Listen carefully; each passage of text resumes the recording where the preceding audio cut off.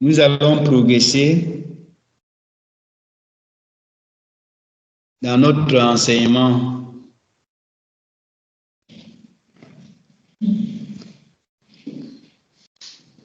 sur le thème la présence des droits et des devoirs comme principe existentiel. Alléluia. La présence des devoirs et des droits, c'est un principe existentiel sur tout ce que Dieu a créé. Alléluia. Les devoirs et les droits existent sur tous les éléments que Dieu a créés.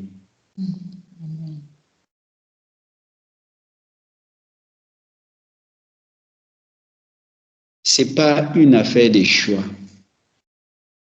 Quand on parle des principes existentiels, cela signifie que si quelque chose existe, si quelque chose a été créé, derrière la chose, il y a un devoir. Derrière la chose, il y a les droits. Et le Seigneur lui-même nous donne un exemple dans le livre de Apocalypse, chapitre 4. On a dit la fois passée qu'il n'y a pas de droit, qu'il n'existe pas de droit sans les devoirs, que les droits sont liés aux devoirs. Les droits existent à cause des devoirs, ou alors sont fondés sur les devoirs. On a dit que les devoirs étaient des obligations imposées par l'Éternel sur tous les éléments de la création. Chaque élément de la création a un rôle à jouer. Et quand l'élément de la création joue son rôle, la dignité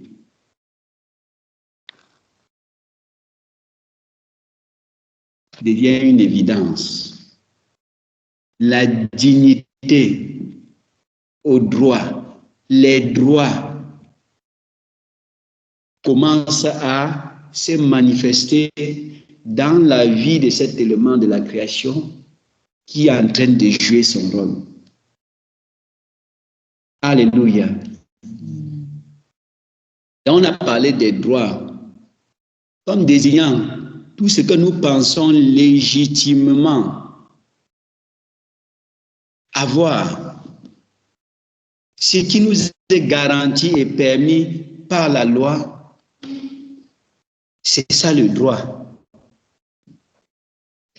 Et si nous avons des questions dans la compréhension, n'hésitons pas, puisqu'on a déjà abordé ce sujet, j'aimerais qu'on évolue en abordant les questions. S'il y a des questions relatives aux choses qu'on a dit la fois passée, qu'on n'hésite pas de faire allusion et qu'on essaye de comprendre bien les thèmes du droit et devoir, obligations. Les devoirs sont des obligations, c'est-à-dire on ne choisit pas. Des obligations particulières, spécifiques, imposées par l'Éternel à tous les éléments de la création.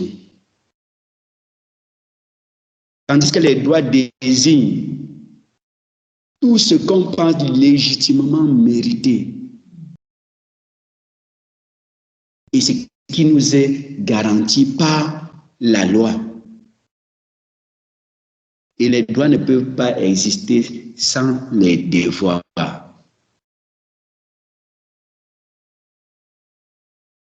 S'il y a des incompréhensions à ce niveau de la définition, essayons de poser des questions pour comprendre, parce que l'important, ce n'est pas de dire tant de choses qu'on n'arrive pas à comprendre. Présence des devoirs et des droits, c'est un principe existentiel. Si tu existes, tu dois savoir qu'il y a des devoirs liés à ton existence. Et que de ces devoirs sont attachés les droits. C'est ce droit qui te permet d'avoir une certaine jouissance, une certaine allégresse, une certaine félicité. Alléluia.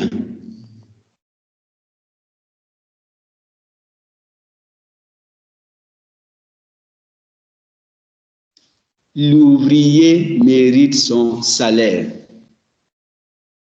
Le salaire, c'est le droit de l'ouvrier. Et l'œuvre, c'est le devoir de l'ouvrier. C'est dans la parole de Dieu, Luc chapitre 10, verset 7. On voit que le salaire, c'est le droit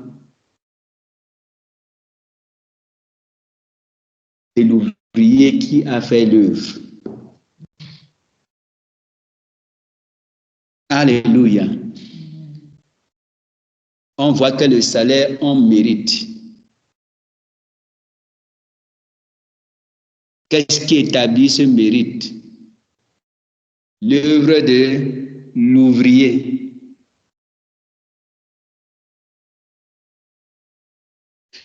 Un ouvrier qui a œuvré est digne de recevoir le salaire.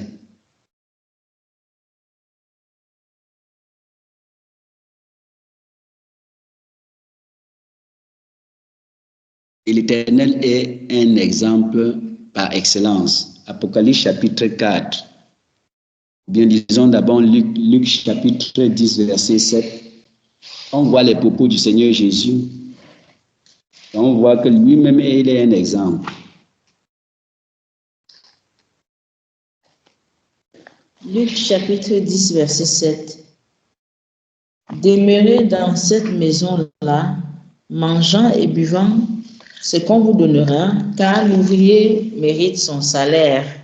Ils sont sur le terrain de l'œuvre. Jésus les envoie. Et c'est lorsqu'ils arrivent au lieu où ils ont été envoyés et qui sont en train de dire ce qui leur a été recommandé de dire. Ils sont en train d'œuvrer. Alors,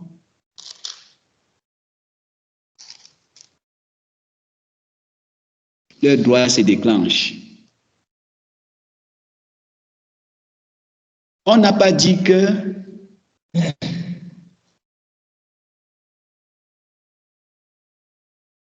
ils reçoivent leur salaire et qu'ils aillent œuvrer. C'est sur le lieu de l'œuvre que leur salaire. Jésus a dit ne prenez rien en partant. Parce qu'il fallait qu'ils œuvrent, qu'ils s'engagent, qu'ils se lèvent et qu'ils soient au lieu indiqué. Alors, le mérite s'établit et systématiquement, ils auront leur salaire. C'est l'autorité suprême qui est en train de parler. C'est le chef de l'Église, le garant des droits, qui dit que l'ouvrier mérite son salaire. Et quand l'autorité suprême dit cela, il a les moyens pour imposer le paiement des droits de ceux qui ont œuvré. Alléluia. Tout pouvoir lui a été donné dans le ciel et sur la terre. Ça veut dire que lorsque quelqu'un se retrouve en train de faire la chose juste,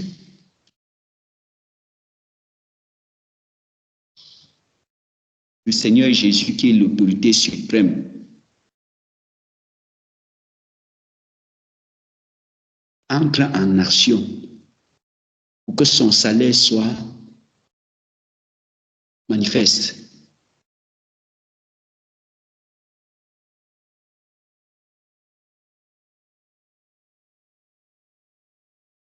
Apocalypse chapitre 4.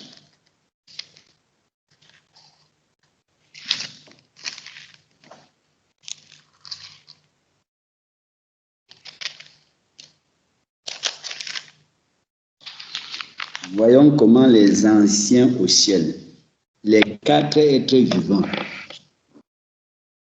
ce qu'ils disent.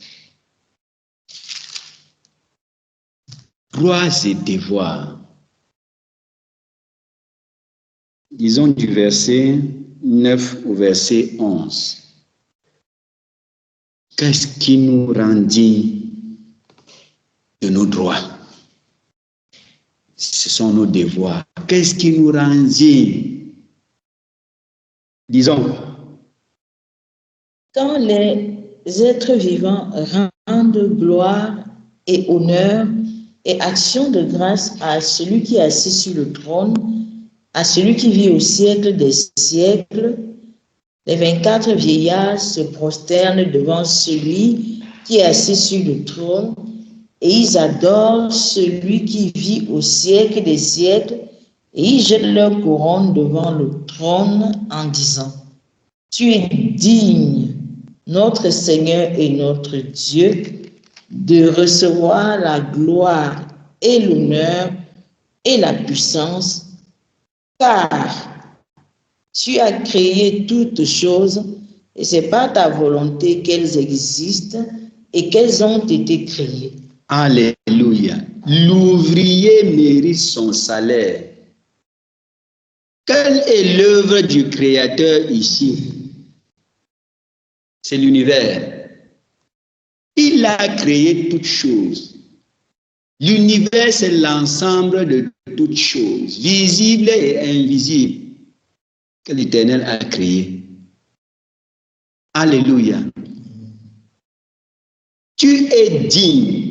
Ce n'est pas par favoritisme que Dieu va régner, que Dieu sera glorifié dans l'univers. Ce n'est pas par favoritisme. Il est digne. Il mérite. Amen. Pourquoi?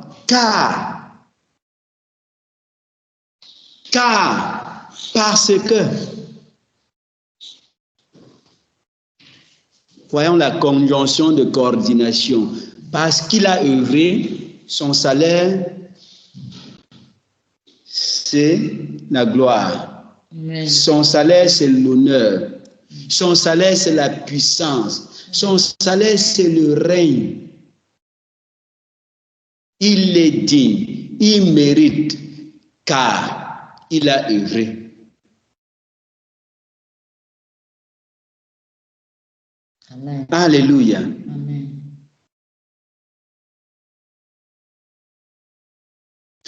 Lorsqu'on sort de l'étape de l'enfance spirituelle, on doit apprendre à opérer selon ce principe. Dans l'enfance spirituelle, de manière inconstitutionnelle, Dieu nous donne les choses. Mais lorsqu'on est introduit dans l'étape du désert, même pour boire, Israël dans le désert avait besoin de l'intervention de Dieu. Pour manger, il devait mériter en écoutant attentivement sa loi, sa voix, en mettant en pratique ses commandements. Servir dans le tabernacle, tu as commencé à établir, à actualiser ce principe, activer le principe existentiel. Lorsqu'on entre au désert, ce principe s'active dans nos vies. Et dans la phase du salut, inconditionnellement, Dieu agit. On voit des choses, même des prières qui n'ont vraiment pas un sens. Dieu voulant démontrer qu'il existe et qu'il agit, il répond. Mais l'étape du désert s'active le principe existentiel en rapport avec les devoirs et les droits. Si vous, dans le désert,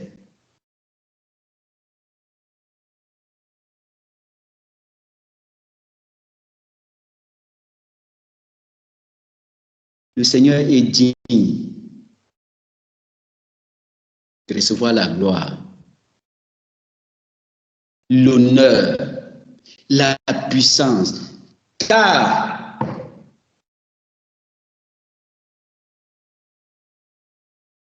le plus souvent, nous réclamons les devoirs, les droits. Pardon. On réclame les droits sans faire les devoirs. Ça, c'est le principe de Jean 10. Un voleur ne cherche pas à faire ses devoirs. Il veut jouir des choses sans travailler. Et la Bible dit dans Jean chapitre 10, verset 10, le voleur ne vient que pour voler, égorger et détruire. Il ne travaille pas quelque chose. Il n'est pas là pour œuvrer.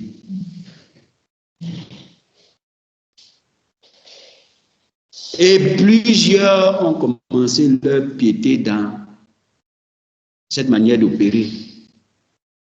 Le principe du diable dans Jean 10. On arrache,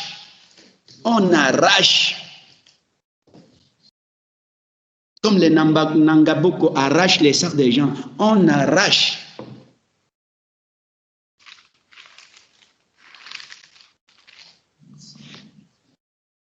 Or, Dieu est digne. Nous ne l'adorons pas par favoritisme. C'est fondé sur les devoirs qu'il a réalisés.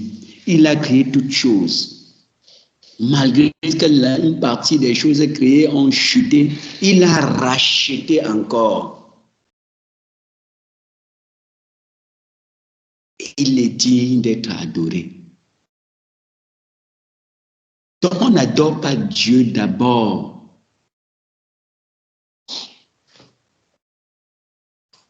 pour recevoir quelque chose de lui. C'est pour reconnaître son mérite. La reconnaissance de son mérite d'abord. Voilà sur quoi se fonde l'adoration au ciel.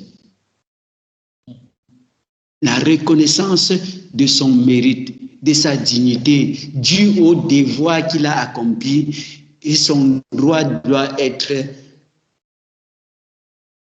évidencé.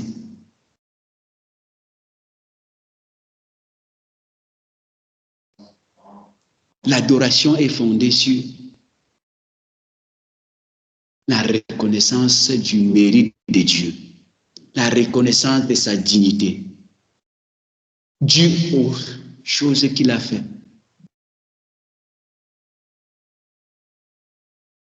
Alléluia.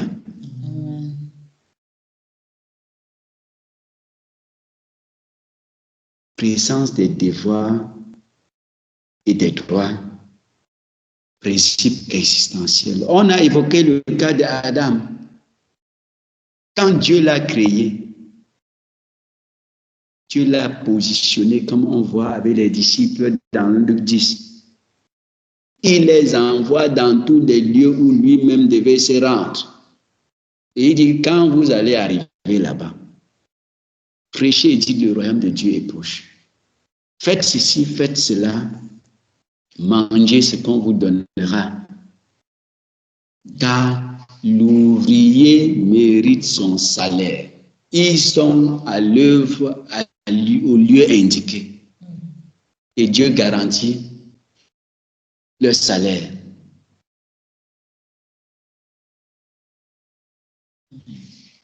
Dans Jean chapitre 4, celui qui moissonne reçoit un salaire et amasse des fruits pour la vie éternelle. Pas celui qui reçoit un salaire moissonne. Celui qui moissonne d'abord. Il va moissonner pour le Seigneur. Il va œuvrer pour le Seigneur. Ensuite, il reçoit un salaire. Et la moisson qu'il fait là, c'est pour Dieu. Lisons dans Jean chapitre 4. Le plus souvent, on cherche le salaire. On ne cherche pas premièrement le royaume et la justice de Dieu, comme indiqué dans Matthieu 6.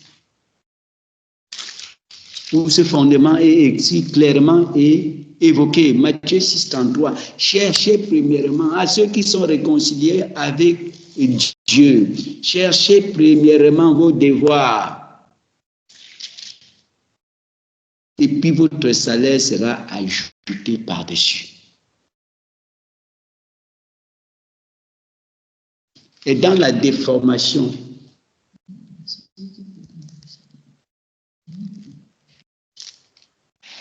amen. Dans la déformation doctrinale où on a démarré nos vies chrétiennes, on n'a pas saisi ce principe.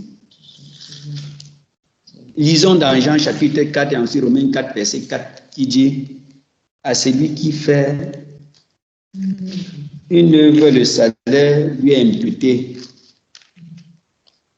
Jean chapitre 4. Oui.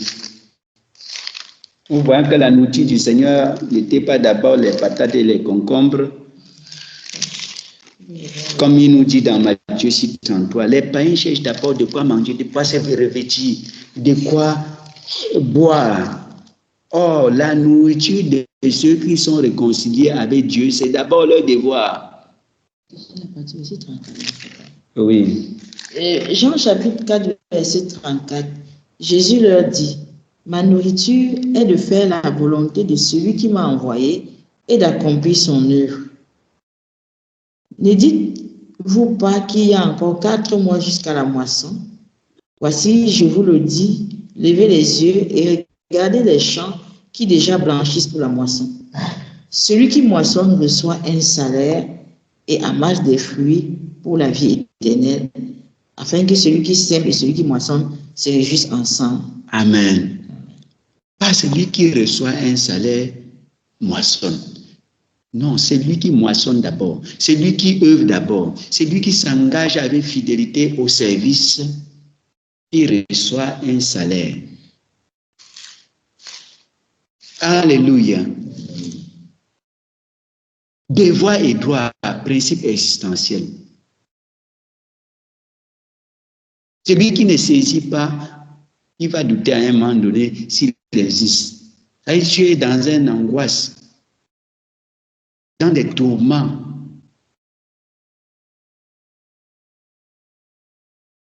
Que le temps devient un oppresseur sur ta vie.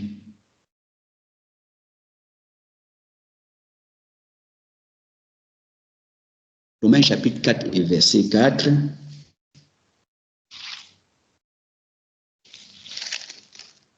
À celui qui fait une œuvre, le salaire lui est imputé. Non comme une grâce, mais comme une chose de Dieu. Non une grâce. On ne peut pas avoir le salaire par la grâce. Non. Dans l'enfance spirituelle, dans l'étape de la jeunesse spirituelle, pour Israël a duré 3 mois. Hey, Dieu a dit que maintenant, accordons-nous pour marcher. Voici, il y a 3 mois que je vous ai porté sur les ailes d'aigle de l'Égypte jusqu'au désert. Maintenant, si vous acceptez mon alliance, vous serez un royaume de sacrificateurs. Les sacrificateurs sont des gens qui servent Dieu dans une certaine dignité et noblesse. Mais il fallait que les sacrificateurs, que le peuple accepte l'alliance basée sur les commandements pour le servir de façon spéciale, particulière. Avant, il voyait seulement Dieu, tout miracle, si, salut, prodige. Jusqu'à ce que 3 mois s'écoulent. Je ne sais pas quel est le temps que Dieu a déterminé pour ta jeunesse spirituelle, mais c'est toujours limité. C'est un temps limité, ça ne dure pas toujours.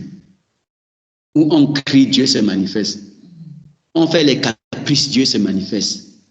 À peine, Dieu se manifeste. Comme un parent a un bébé.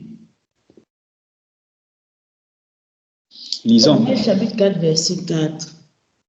Or, à celui qui fait une œuvre, le salaire est imputé, non comme une grâce, mais comme une chose due. Comme un droit. Le salaire, c'est un droit, ce n'est pas une grâce. On ne peut pas s'asseoir dans la paresse spirituelle et attendre par la grâce le salaire. Quand on parle de salaire, ce n'est pas en termes d'argent. Dans certains contextes, l'argent peut être impliqué. Le salaire peut être la santé. Le salaire peut être la joie. Le salaire peut être la paix, la sécurité. Le salaire peut être une promesse qui se réalise. Le salaire peut être l'honneur. Les gens te méprisent, les gens te sans raison et sans effet. Parce que lorsque tu mérites et que les gens ne reconnaissent pas, Dieu les visite. Dieu répond. Lorsqu'on ne reconnaît pas un mérite et que c'est légitime, les tourments s'abattent sur celui qui ne reconnaît pas le mérite là où il faut reconnaître. L'autorité suprême va entrer en jeu, car c'est lui le garant de la jouissance des droits. Donc nous-mêmes sur notre parcours, lorsque nous reconnaissons que quelqu'un est digne d'une certaine chose, que quelqu'un mérite certaines choses, ne soyons pas des instruments de l'ennemi pour faire obstacle aux droits des gens, au mérite des gens. À ce moment, à celui qui appartient la vengeance et la rétribution, il va agir contre nous. Et les problèmes qui s'abattent sur les gens qui ne reconnaissent pas le mérite des autres, aucune prière, rien ne peut enlever, jusqu'à ce qu'ils apprennent à comprendre et appliquer ce principe. Donner l'honneur à qui l'honneur est dû. Remettre à qui des droits ce qu'on est à notre portée. Alléluia.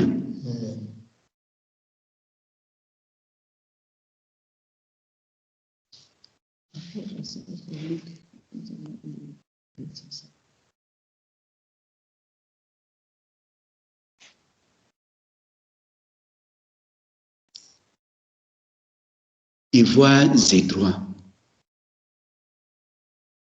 Principe existentiel.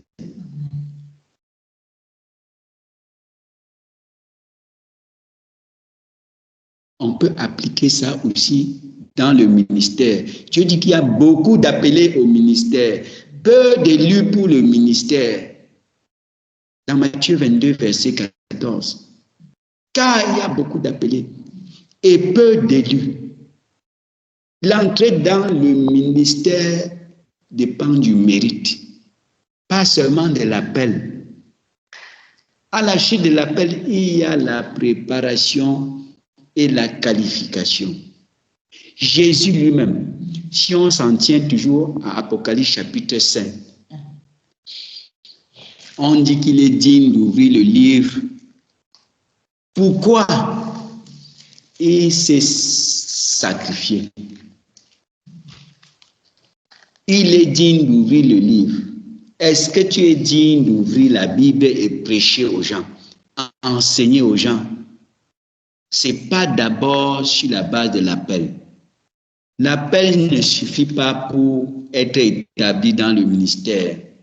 L'appel, la préparation et la qualification, l'élection au service nous rend dignes d'ouvrir la Bible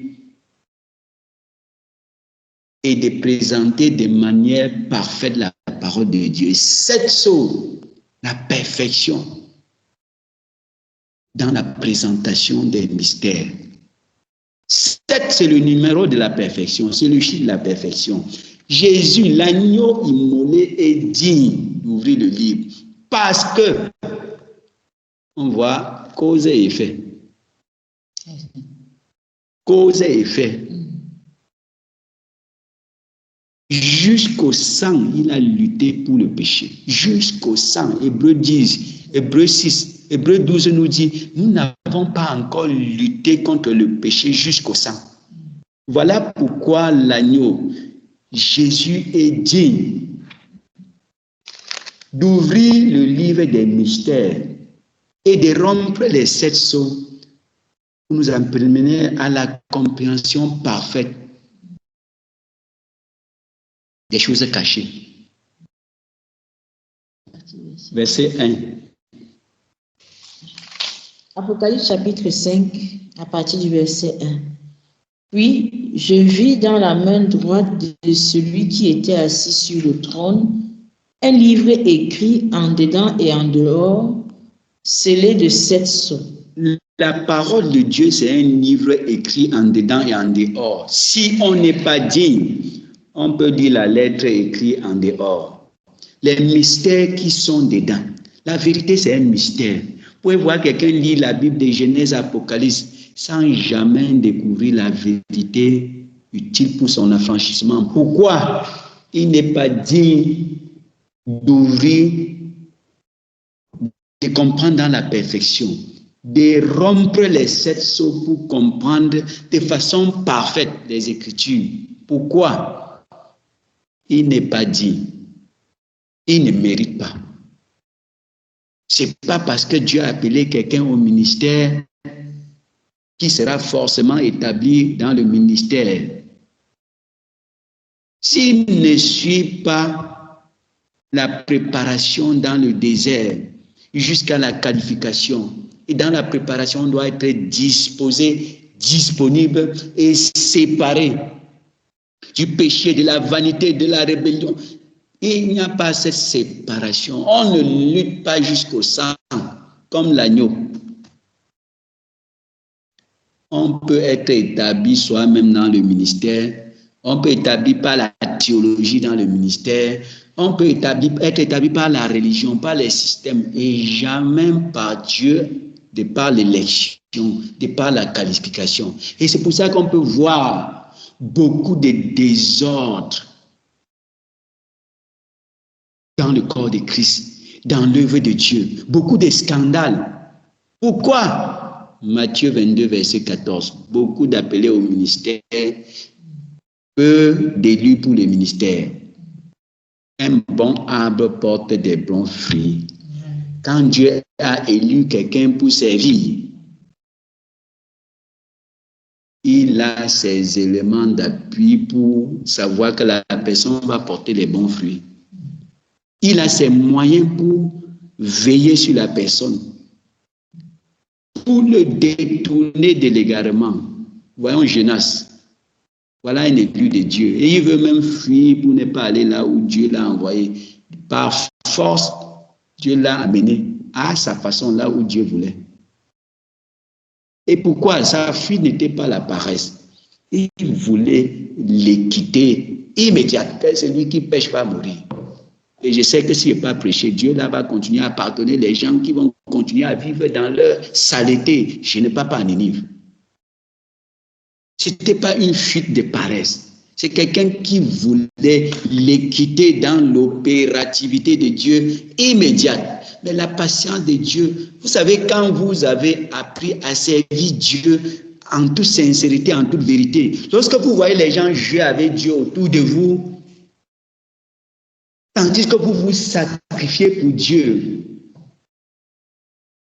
parfois ça suscite un dérangement. Et c'est ce qui a animé Jonas. Il a prêché. Les gens se sont répandus. Dieu a pardonné. Il a dit, voilà ce que je voulais. Voilà, je savais. Tu vas continuer à pardonner ce peuple. Et c'est pour ça qu'il fumait, étant un élu de Dieu. Par force, il devait être là où Dieu veut. Alléluia. Amen. L'agneau est digne. Pourquoi? Disons, continuons la lecture. Et je vis un ange puissant qui criait d'une voix forte, qui est digne d'ouvrir le livre et d'en rompre les sceaux. Et personne dans le ciel, ni sur la terre, ni sous la terre, ne put ouvrir le livre ni le regarder. Et je pleurais beaucoup de ce que personne ne fut trouvé digne d'ouvrir le livre ni de le regarder. Et l'un des vieillards me dit, ne pleure point.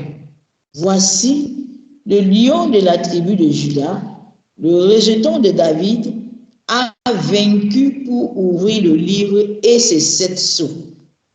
Et je vis au milieu du trône et des 4 êtres vivants, et au milieu des vieillards, un agneau qui était là comme immolé.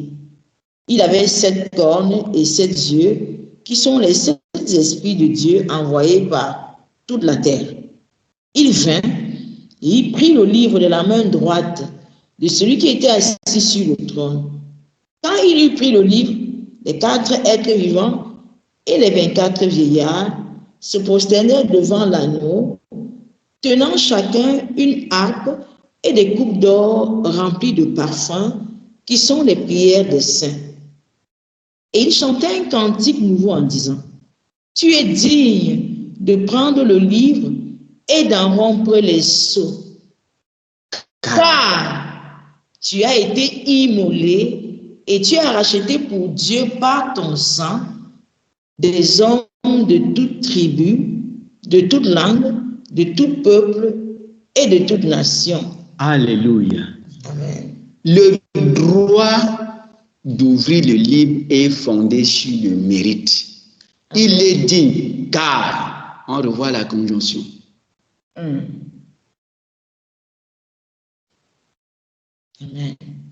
Tu es digne de prêcher la parole de Dieu, d'enseigner la parole de Dieu, car tu as été élu à la suite de l'appel pour avoir fait une préparation complète, approuvée. Tu es digne.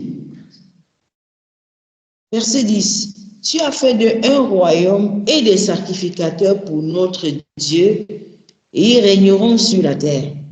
Je regardais et j'entendis la voix de beaucoup d'anges autour du trône et des êtres vivants et des vieillards, et leur nombre était des myriades et des myriades et des milliers de milliers.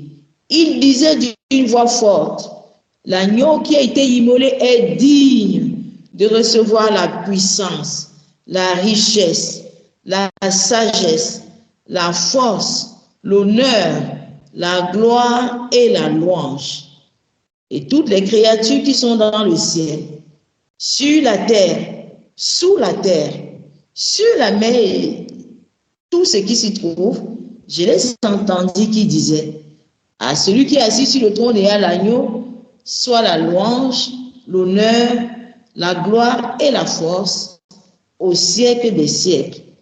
Car lorsqu'on sort de la zone de l'enfance spirituelle, on voit que même les démons ici reconnaissent la dignité.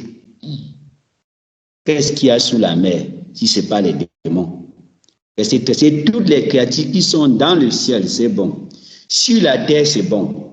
Et quand on va, il y a sous la terre là, sur la mer là, et tout ce qui se trouve dans la mer, on est déjà au niveau des démons. Eux-mêmes reconnaissent la dignité du Seigneur. Il y a certains combats dans nos vies qui ne cessent que dès lors qu'on a compris ce principe et qu'on veille à l'application. Quand ils vont reconnaître cette dignité, l'autorité suprême va imposer des droits. Et l'accusateur, quand il nous voit attendre certaines choses sans mérite, il rit parce qu'il connaît les principes. Quand on est déjà sorti de l'étape de l'enfance spirituelle, le diable regarde, tu pries ceci, tu réclames ceci, il rit. Il va dire à Dieu que mais toi, tu ne fais pas de favoritisme. Ton fils lui-même a été digne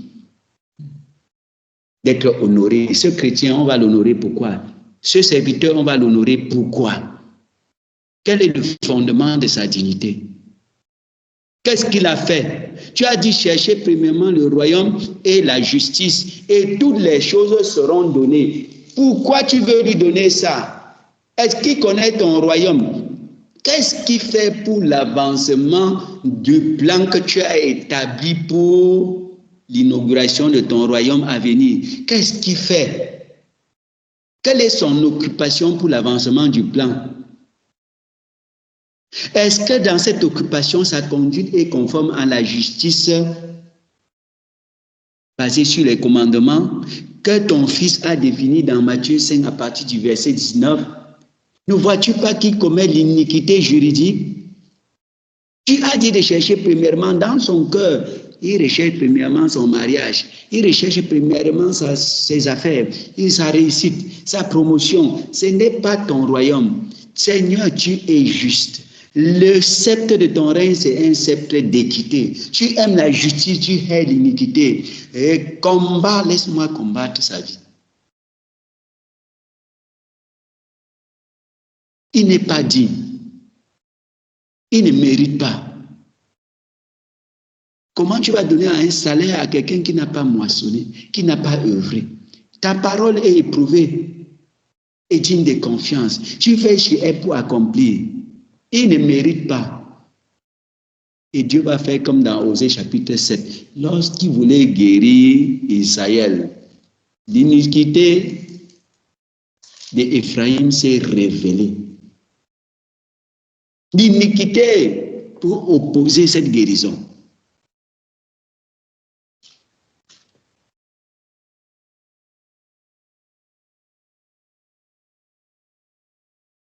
À ce moment, il faut la parole pour la repentance d'Éphraïm, qui faisait partie du maillon qui formait le peuple d'Israël. Son iniquité a empêché la guérison de toute une nation.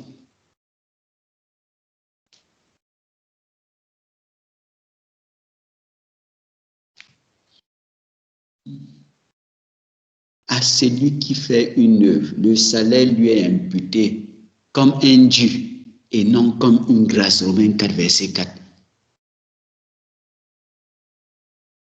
Alléluia. C'est lui qui sort de la zone de l'enfance spirituelle, la zone du salut, qui dure peu de mois, qui dure peu d'années. S'il ne comprend pas ça, il sera sous la servitude du péché, la servitude de l'ennemi. Voilà l'agneau, même pour ouvrir le livre, pour entrer légitimement dans le ministère, pour ceux qui sont appelés au ministère, tu dois être digne. Tu dois être digne. Quel est le fondement de la dignité de Jésus? Il a été immolé. Il n'a racheté pas son sang. Hébreux 10, Hébreux 12 dit, nous n'avons pas lutté au péché jusqu'au sang. Dans les tentations du désert, Jésus a résisté au diable pour ne pas mettre le pain à manger en premier lieu, mais la parole de Dieu.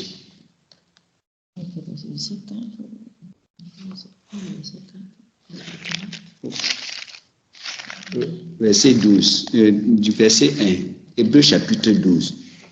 Beaucoup qui, dans leur désert, tombent à chaque tentation, Non, tu ne peux pas être digne de porter la Bible et de prêcher, d'entrer dans ta vocation. Tu ne peux pas. Si au désert, tu n'as pas la victoire sur le péché et que tu es confortable dans ton péché, que tu es constamment dans le péché, tu ne seras pas digne. Et même si les hommes t'établissent dans les ministères, le diable va te traîner à terre. Tu n'auras pas de dignité, tu n'auras pas de noblesse, tu n'auras pas de l'honneur. L'honneur, servir Dieu dans la honte, dans l'opprobre, parfois est dû à ce phénomène. Lisons. Hébreux chapitre 12, je lis à partir du verset 1. Nous donc aussi, puisque nous sommes environnés d'une si grande nuée de témoins, rejetons tout fardeau et le péché qui nous enveloppe si facilement, et courons avec persévérance dans la carrière qui nous est ouverte, ayant les regards sur Jésus, le chef et le consommateur de la foi. La carrière, c'est ton ministère. La carrière, c'est ta vocation. Comment y entrer, lutter contre le péché jusqu'au sang. Le désert où l'école de la formation se passe, si on est dans le péché, on tombe toujours, on peut être disqualifié pour cette carrière, pour l'élection, pour la qualification, on peut être disqualifié. Comme dans le domaine séculier, dans l'école, un élève qui échoue toujours, il y a un certain âge, il ne peut pas faire certaines classes, il sera exclu. Lisons. Verset 2. Ayant les regards sur Jésus, le chef et le consommateur de la foi, qui, en vue de la joie qui lui était réservée, a souffert la croix, méprisé l'ignominie, et s'est assis à la droite du trône de Dieu. En vue de la joie, de ses droits, il a souffert pour être qualifié, souffert pour entrer dans le ministère. Dans le désert, il avait faim, le tentateur arrive. Mais si tu es fils de Dieu, tu ne dois pas souffrir. Réjouis-toi à tout prix. Il a résisté jusqu'au sang. Lisons. Verset 3. Considérez en effet celui qui a supporté contre sa personne une telle opposition de la part des pécheurs, afin que vous ne vous lassiez point l'âme découragée. Vous n'avez pas encore résisté jusqu'au sang en luttant contre le péché. Nous n'avons pas résisté. Il a été immolé à cause de sa résistance pour le péché, à cause du fait qu'il voulait enterrer le péché définitivement. C'est lui qui n'a point connu de péché. Dieu l'a fait devenir péché afin que nous devenions justice. Il a lutté jusqu'à vaincre le péché en l'amenant à la croix, jusqu'à ce que son sang soit versé pour le péché. Il est digne d'ouvrir le livre. Il est digne d'accompagner certains dans leur ministère tous les jours jusqu'à la fin.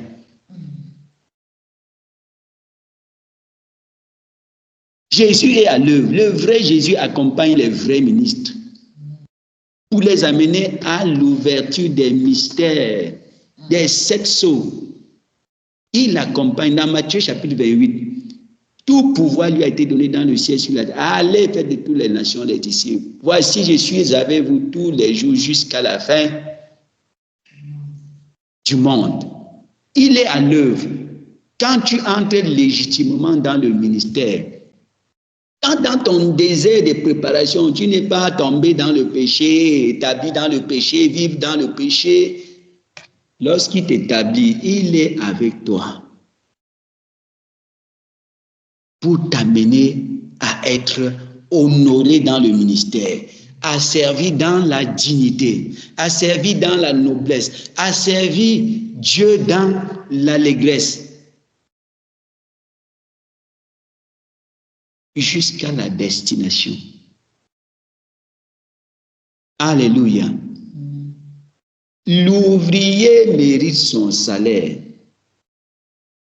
Lorsque les droits sont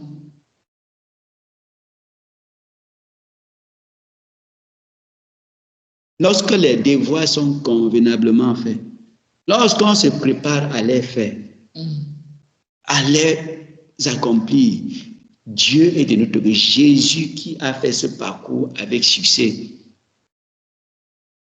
il nous soutient, il garantit nos droits, il combat. Si on est dans le désert où les tribulations et les persécutions sont une évidence pour tout le monde, persévérons. Continuons à regarder,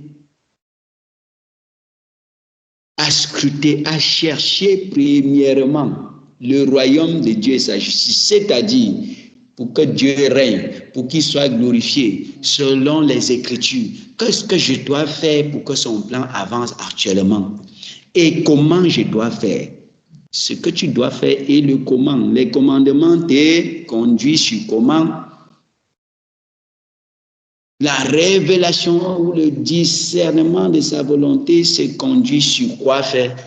Les commandements t'encadrent sur comment faire. Toutes les autres choses que les païens cherchent, tu vas mériter ça. Tu vas mériter. Car à celui qui fait une œuvre, le salaire lui est imputé comme un dû et non pas comme une grâce. Mais à celui qui ne fait point d'œuvre, il ne mérite pas le salaire.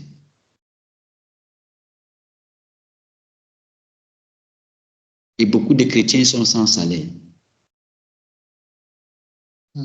Nombre d'eux-mêmes, à cause de l'incompréhension, de l'ignorance de ce principe existentiel.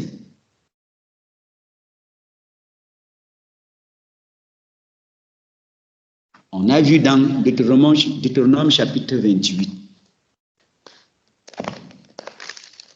les droits, la supériorité que même à Adam s'était proposé.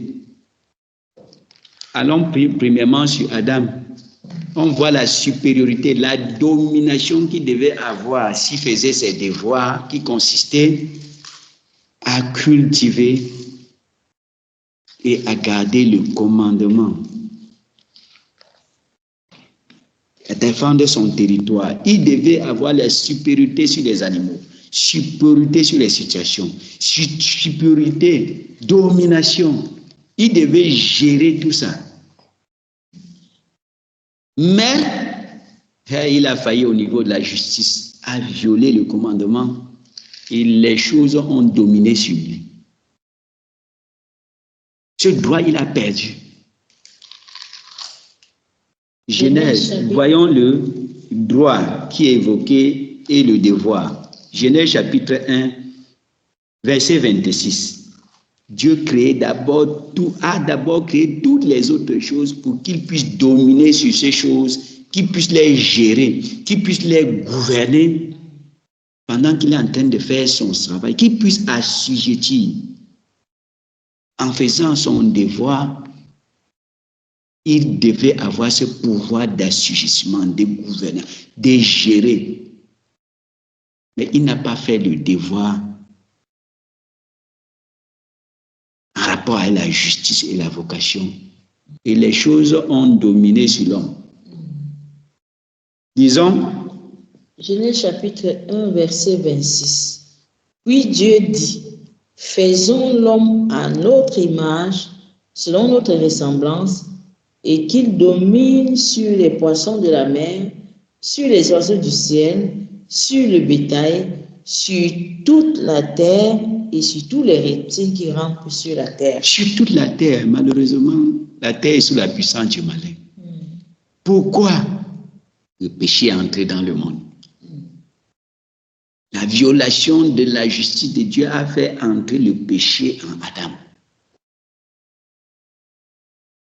Et le monde entier aujourd'hui est sous la puissance du malin.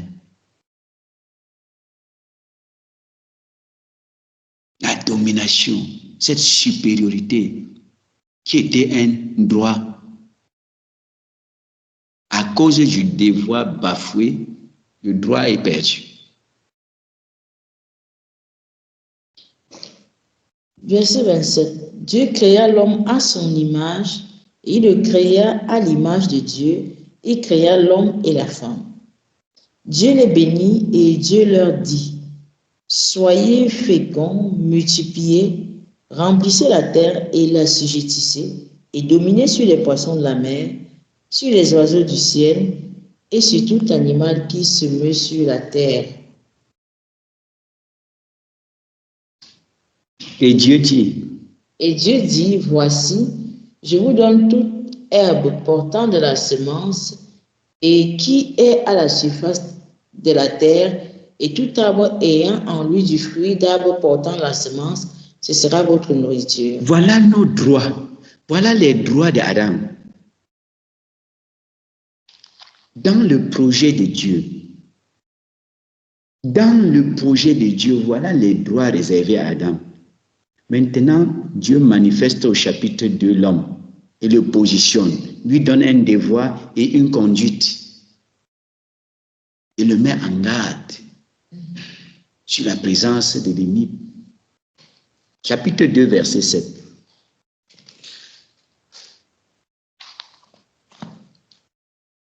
L'Éternel Dieu forma l'homme de la poussière de la terre. Il souffla dans ses narines un souffle de vie et l'homme devint un être vivant. Oui, l'Éternel Dieu planta un jardin en Éden du côté de l'Orient et il y mit l'homme qu'il avait formé. Positionnement. Continuons. L'Éternel Dieu fit pousser du sol des arbres de... Allons au verset 15 directement. L'Éternel Dieu prit l'homme et le plaça dans le jardin d'Éden pour le cultiver et pour le garder. L'Éternel Dieu donna cet ordre à l'homme. Tu pourras manger de tous les arbres du jardin, mais tu ne mangeras pas de l'arbre de la connaissance du bien et du mal, car le jour où tu en mangeras, tu mourras. Devoir et commandement pour la justice. Afin qu'il jouisse des droits évoqués au chapitre 1, voilà un devoir, voilà un commandement. Nous savons tout ce qui est arrivé. Il a bafoué le commandement, Dieu l'a expulsé du domaine où il avait les droits. Dieu l'a expulsé du jardin d'Éden.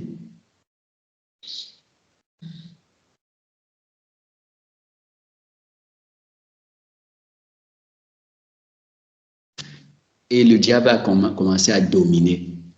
Allons à Deutéronome 28. On voit qu'avec Israël qui a commencé à faire de façon significative en tant que nation les premiers pas de la marche avec Dieu. En tant qu'une nation, Dieu va faire des promesses semblables à ceci. La supériorité sur toutes les nations de la terre. La domination sur toutes les nations de la terre.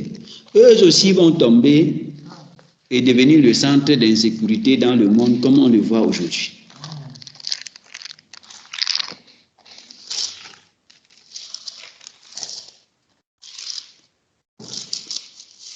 Voilà Israël sauvé et dans le désert, Dieu lui donne la promesse de la domination, de la supériorité sur toutes les nations de la terre, comme on voit avec Adam. Les bénédictions conditionnées par le devoir et sa justice. Disons, versets 1 et 2. Si tu obéis à la voix de l'Éternel ton Dieu, en observant et en mettant en pratique tous ces commandements que je te prescris aujourd'hui, l'Éternel ton Dieu te donnera la supériorité sur toutes les nations de la terre. Voici toutes les bénédictions qui se répandront sur toi et qui seront ton partage. Supériorité, comme dans Genèse 1, 26. Supériorité, la domination sur toutes les nations de la terre. Nous savons aussi ce qui est arrivé. Ils sont entrés dans la terre promise, ont commencé à se relaxer et à imiter les abominations des nations dont ils devaient être un modèle pour ces nations. Ils ont chuté. Déportation à Babylone. Jusqu'aujourd'hui, les problèmes continuent.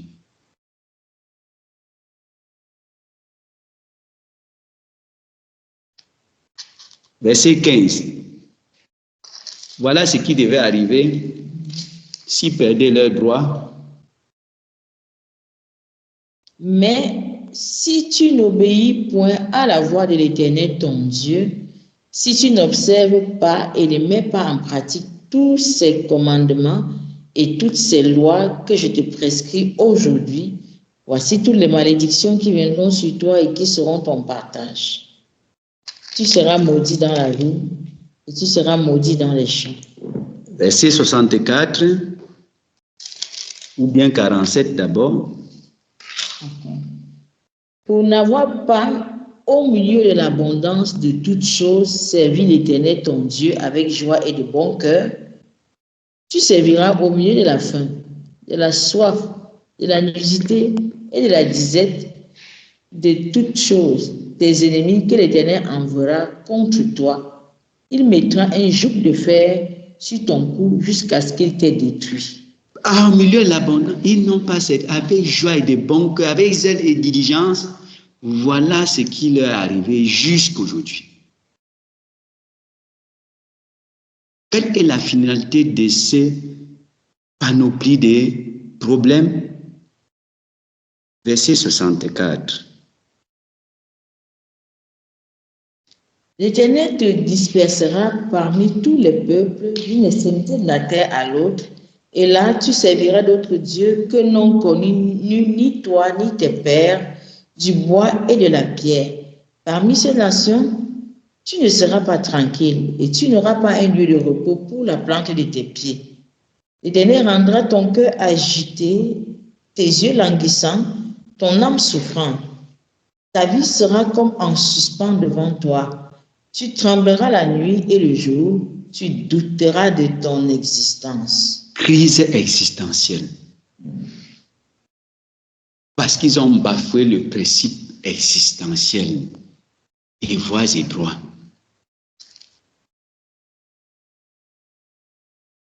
On finit par douter à cause des situations. Verset 67. Verset 67. Dans l'effroi qui remplira ton cœur et en présence de ce que tes yeux verront, tu diras le matin, puisse le soir être là. Et tu diras le soir, puisse le matin être là. On est ennuyé, oisif, angoisse.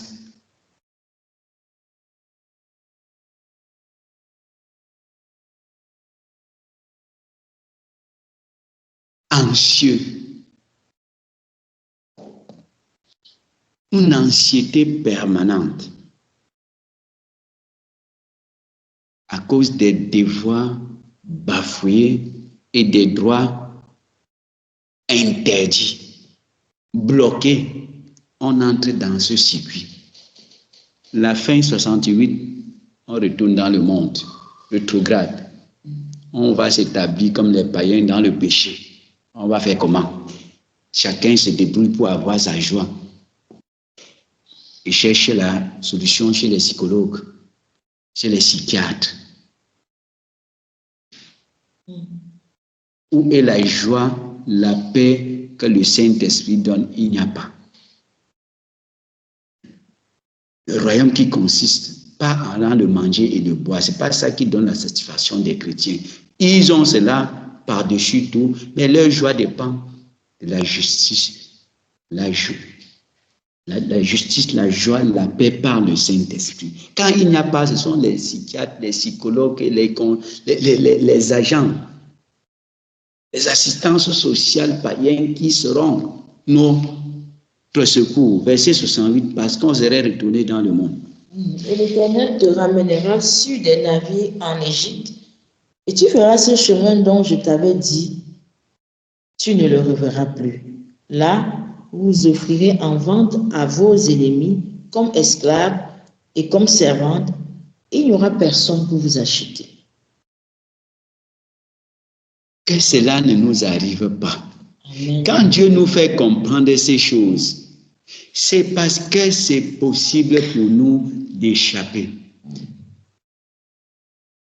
Il est fidèle et juste pour nous pardonner et nous purifier de toute iniquité, là où il y a la repentance.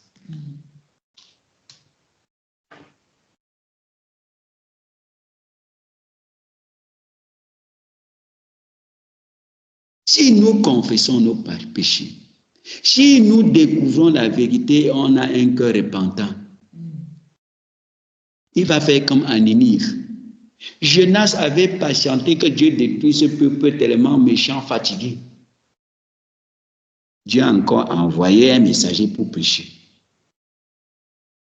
Et Ninive a fini par être sauvé. ils se sont repentis. Et Dieu s'est détourné des jugements qu'il avait déjà envisagés sur Ninive. C'est pareil pour nos vies. C'est pareil pour nos vies. Un cœur repentant, Dieu ne peut pas détruire. Dieu donne l'opportunité. Dieu donne l'opportunité pour rattraper des cœurs repentants à tout prix. Pour rétablir. Voyons pour Osée chapitre 7.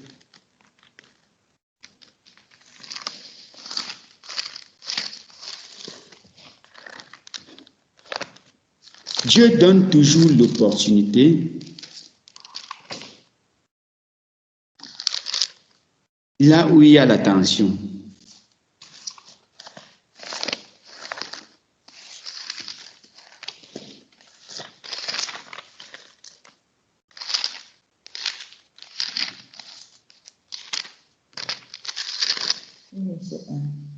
Oui. Osée chapitre 7, verset 1. Lorsque je voulais guérir Israël, l'iniquité d'Éphraïm et la méchanceté de Samarie se sont révélées, car ils ont agi frauduleusement.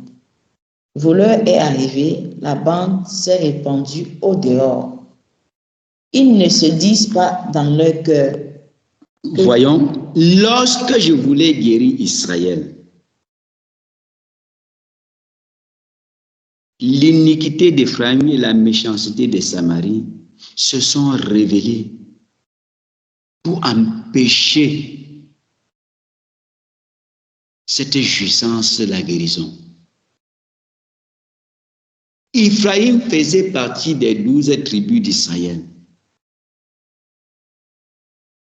Étant appelé à vivre en unité, à fonctionner collectivement, le péché d'une tribu pouvait empêcher la guérison de toutes les tribus, de toute la nation. Et qu'est-ce que le Seigneur a fait? Est-ce qu'il s'est arrêté? Chapitre 11.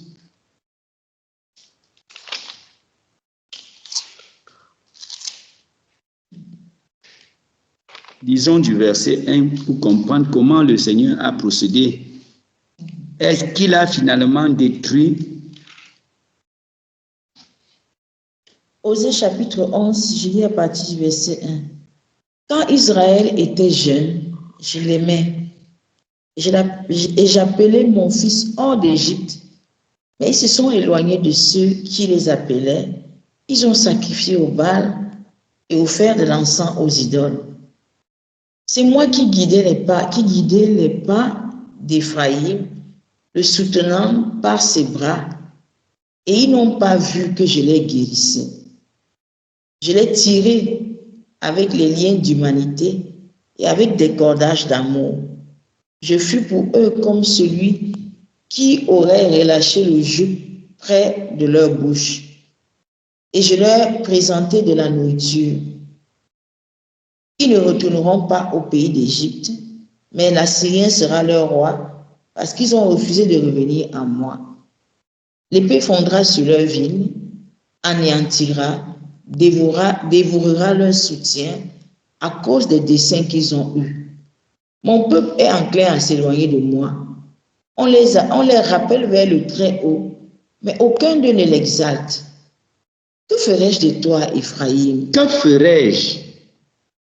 Éphraïm, dont l'iniquité a empêché la guérison, dit, que ferais-je? Dois-je te livrer, Israël? À cause d'une tribu, est-ce que Dieu doit livrer tout un peuple? Dieu pose la question. Te traiterai-je comme Adma? Te rendrai-je semblable à Théboïm? Mon cœur s'agite au-dedans de moi. Toutes mes compassions sont émues. Le cœur de Dieu s'agite. Je n'agirai pas selon mon ardente colère. Je renonce à détruire Éphraïm, car je suis Dieu et non pas un homme. Je suis le Saint au milieu de toi. Il n'est pas Jonas, il est Dieu. Il a renoncé. Certainement, Ephraïm s'est effrayé et s'est repenti comme à Ninive. Jonas voulait que Dieu juge une fois ce peuple. Dieu n'est pas un homme. Pour nous, là, c'est là. Pour nous, là, si Dieu nous avait donné le pouvoir de façon autonome, on aurait à brûler la terre ici. Un homme brûlerait, détruirait une fois et va créer l'autre.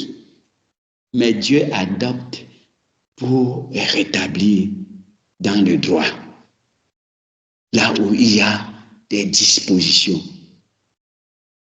Voilà Ephraïm qu'à cause de lui, la guérison de toute une nation a été empêchée. Mais Dieu était agité au-dedans de lui. Les compassions s'est émues. Il a dit, je n'agirai pas selon mon ardente colère. Je ne sais pas quelle ardente colère le Seigneur avait contre toi à cause de tes iniquités.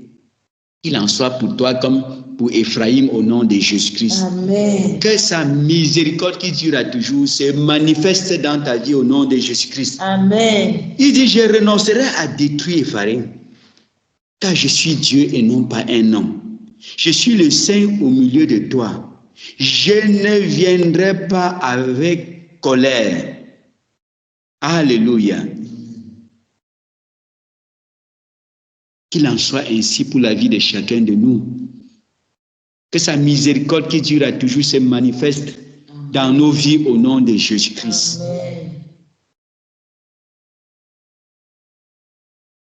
Alléluia. Amen. Exprimons-nous pour la gloire de Dieu. Quelqu'un a quelque chose qu'il voudrait exprimer qui soit utile pour consolider la compréhension des autres, soit un témoignage qui se sent libre de s'exprimer.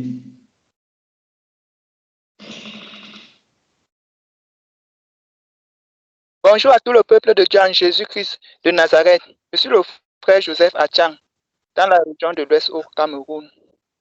Bonjour, frère Joseph. Amen. Le réseau était perturbé, peuple de Dieu de mon côté. Je m'excuse pour le retard. Peuple de Dieu en Jésus-Christ, je rends humblement grâce à l'Éternel Dieu en Jésus-Christ pour ces enseignements merveilleux apostoliques que nous recevons tous ces derniers temps, qui aident chacun de nous à connaître esprit, âme, corps, sa zone de marche avec Dieu. Peuple de Dieu, ces enseignements de tous ces derniers temps aident chacun à savoir dans son cœur, depuis sa période de nouvelle naissance jusqu'à ce jour, selon le nombre d'années sur les voies de Dieu, est-ce que je suis encore le bébé au lait, jouissant de la générosité universelle de Dieu, ou bien je suis déjà au niveau du Fils de Dieu qui consomme la nourriture solide? Voir dans Hébreux chapitre 5, du verset 11 à 14. Le temps ne me permet pas de lire, peuple de Dieu. Ce chose difficile à expliquer, que tout ce dernier temps, l'envoyé de Dieu nous éclaire de façon facile à saisir. Peuple de Dieu, je rends vraiment grâce à Dieu et nous implorons l'Éternel Dieu en Jésus-Christ d'être toujours avec nos leaders, le couple, l'apôtre Dieudonné et la prophétesse Sinéga, y compris le chantre Herman. Tout ce dernier temps, l'apôtre nous éclaire sur le principe existentiel, les devoirs et droits divins, un facteur incontournable pour être élu de Dieu de façon authentique. De savoir également la transition, le mode opératoire divin, donc entre la période d'enfance, la jeunesse spirituelle, où nous sommes au lait, et la période d'adulte, où nous consommons la nourriture solide. Ces enseignements nous aident déjà, peuple de Dieu, dans ce sens que, vu les différentes années sur le perfectionnement, puisque peuple de Dieu, il y a parmi nous ceux qui sont déjà à 4 ans, 7 ans, 9 ans, voire plus. Et ce réunion spirituelle, c'est le moment idéal, peuple de Dieu, pour nous exprimer en restant attentifs au recadrement. Par exemple, moi, Joseph, je suis à 4 ans de la nouvelle naissance et 4 ans des enseignements approfondis de Christ jour et nuit. Et grâce à ces enseignements que nous recevons tous ce dernier temps, pour l'amour de Dieu, je sais déjà si je suis encore au niveau du lait et que je dois déjà m'ajouter, ou bien que si je consomme déjà l'aliment solide, c'est-à-dire, je sais déjà donc que nous devons savoir ce devoir divin que nous devons déjà accomplir convenablement et être digne de nos droits. Donc, ce que je dis, peuple de Dieu, ça concerne chacun de nous qui suivons le perfectionnement, d'être toujours zélé, engagé, déterminé et persévérant jusqu'au bout sur les voies de Dieu dans la fidélité et la prudence. Peuple de Dieu, l'envoyé est même entré en profondeur en nous montrant la raison qui prouve que l'Éternel Dieu a droit, mérite d'être glorifié dans tout l'univers. Que c'est lui qui a créé l'univers et tout ce qui s'y trouve. Et nous a racheté l'homme qui est tombé, qui était privé de sa gloire. Ce n'est pas par favoritisme, mais mais il est digne. Donc, sans prendre les références bibliques, peuple de Dieu, nous qui avons la grâce d'avoir les yeux, parce que parfois, quand on parle de la Bible, les gens raisonnent, Dieu sont les blancs qui ont écrit. Nous qui avons la grâce d'avoir les deux yeux, nous voyons les œuvres divines qui expriment sa gloire, la terre où nous marchons, le ciel, la mer. Nous-mêmes, nous sommes son ouvrage. Dieu a droit, mérite d'être glorifié dans tout l'univers.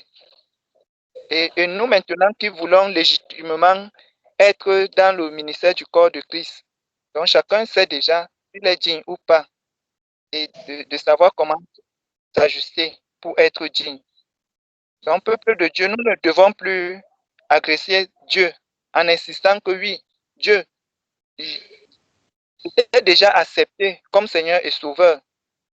Je suis à tel nombre d'années, donne-moi la santé, le travail, je veux le mariage. Donc les enseignements de tout ce dernier temps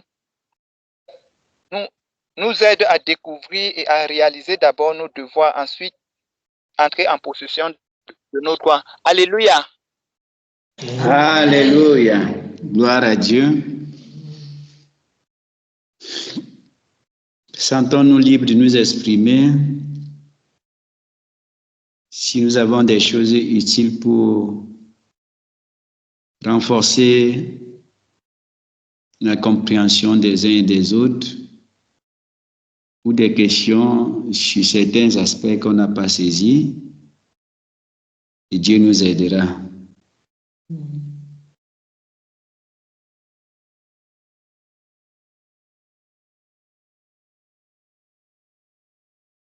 Ou un témoignage, exprimons-nous pour fortifier d'autres.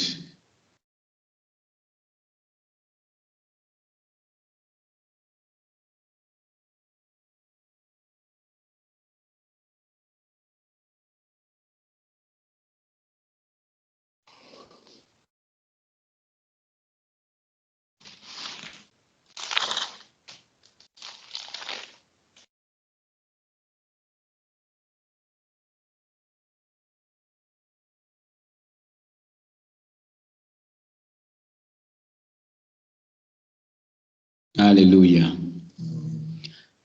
On n'a pas de questions. Comme médite sur ce sujet, c'est très important, ce thème. La présence des devoirs et des droits dans nos vies comme étant un principe existentiel. C'est pas question de choix. On ne peut pas choisir de ne pas les avoir. On ne peut pas décider de ne pas les avoir.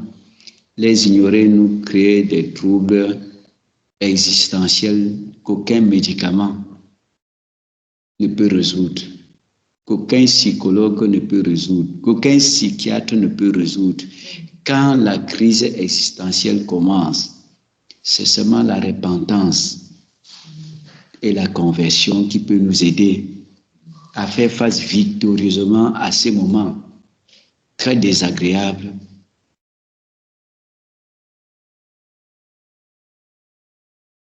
surtout sur la vie du chrétien qui a eu l'opportunité sans compléter.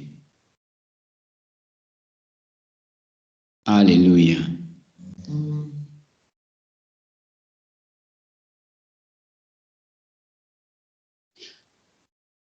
Nous avons un projet de trouver un lieu de rassemblement pour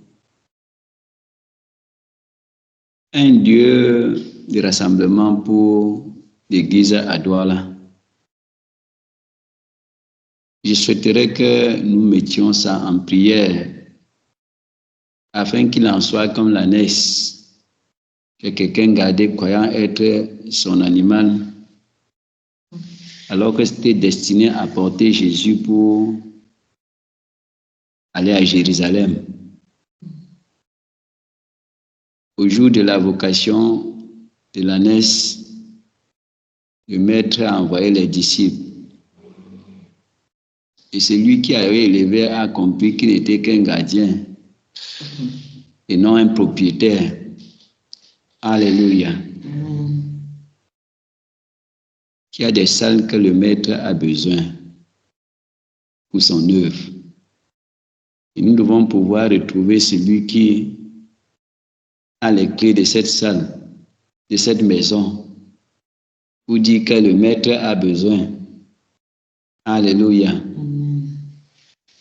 Nous allons prier et vous devez être attentifs quand vous marchez. Si quelqu'un vous jette des clés, ne commencez pas à vous épouvanter, croyant que la personne est fou. Comprenez juste qu'il veut remettre au maître, il veut remettre à qui des droits la maison dont il a gardé sans comprendre.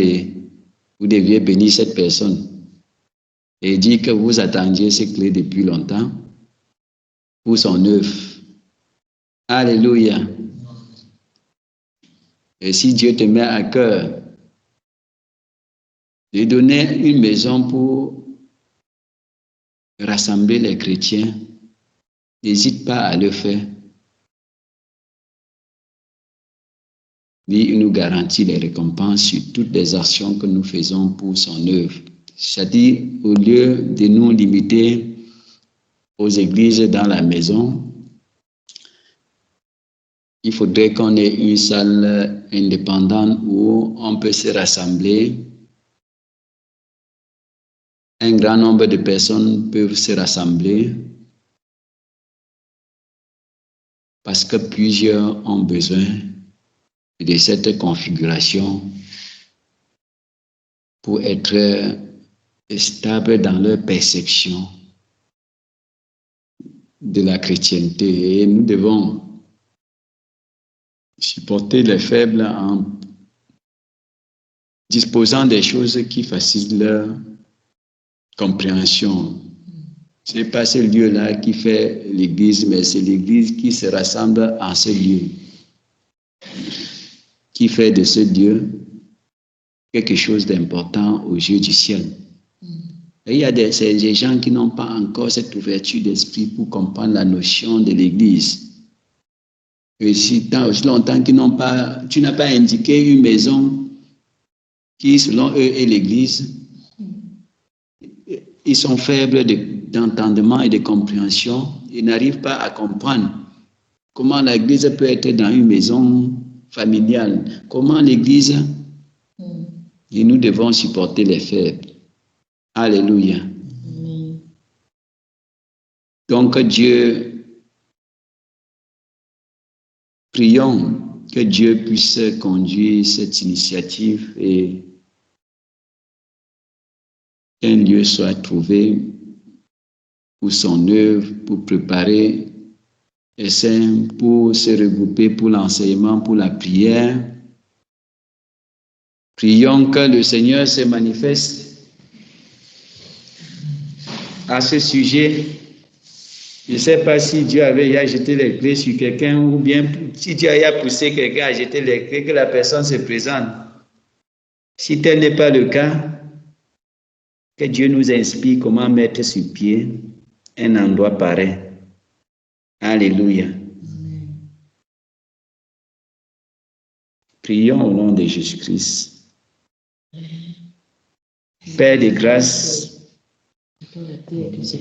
il est écrit, chaque maison est bâtie par quelqu'un, mais celui qui bâtit toutes choses, c'est toi. Chaque maison est conçue par un homme, mais celui qui construit toutes choses, c'est toi. Père, nous avons besoin d'un endroit pour la réunion communautaire, pour le rassemblement des saints, Père, pour l'avancement de ton œuvre dans la ville de Douala. Père, nous te recommandons ce projet. Père, visite les cœurs disposés. C'est pour trouver une maison, pour louer une maison, ou pour avoir une maison définitive pour ton œuvre, Père. Nous te présentons ce projet, que ta volonté soit faite, Père. Que ce soit une maison que nous devons louer, Père, nous sommes attentifs à ta voix. Que ce soit une maison qui sera définitivement consacrée pour ton œuvre, Père, nous sommes attentifs à ta voix. Agis selon ta volonté, Père.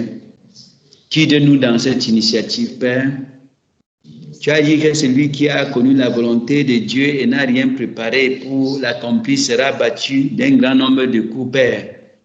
C'est un moyen pour nous préparer par rapport à ta volonté, Père. Seigneur, que ta grâce se manifeste, Père. Seigneur, pour voir au cas où il faudrait louer une maison, Père, ce qui est nécessaire pour la location. Père, glorifie-toi dans ce projet. Au nom de Jésus-Christ, nous avons ainsi prié. Amen. Quelqu'un a-t-il quelque chose à dire?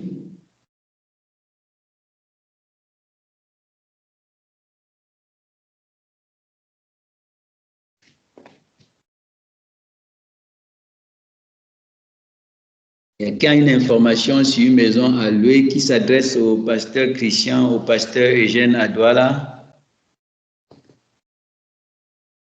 Pour qu'on examine cela. Alléluia. Amen.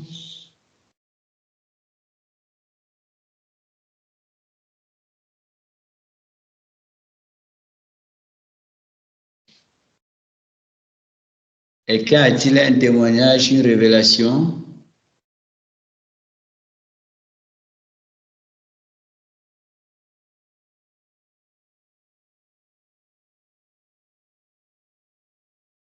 Et quelqu'un élève la voix pour tout ce qu'on a dit, après quoi je vais prier pour conclure cette réunion.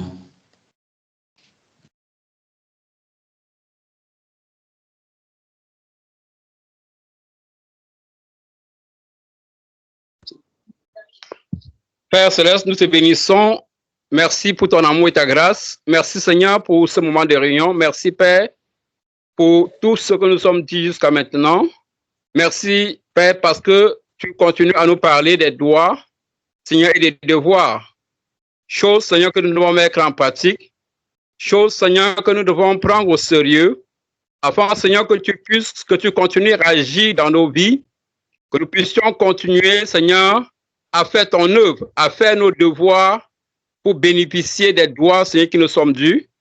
Merci, Père, de nous amener dans cette compréhension et de nous mettre à l'œuvre au nom de Jésus. Père, sois glorifié pour tout ce que tu fais.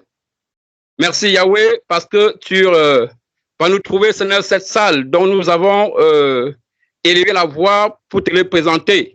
Sois glorifié, Père. Sois glorifié, Adonai. Sois glorifié, El Shaddai. Au nom puissant de Jésus. Merci, Père, pour chacun de nous qui était là ce matin.